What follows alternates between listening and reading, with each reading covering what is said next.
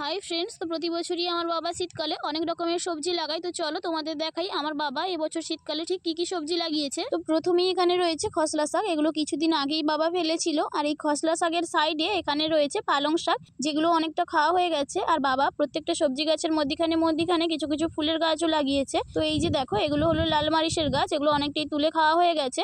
আর এই যে নতুন পালং শাক, সঙ্গে বাঁধাকপি আর ফুলকপিও রয়েছে।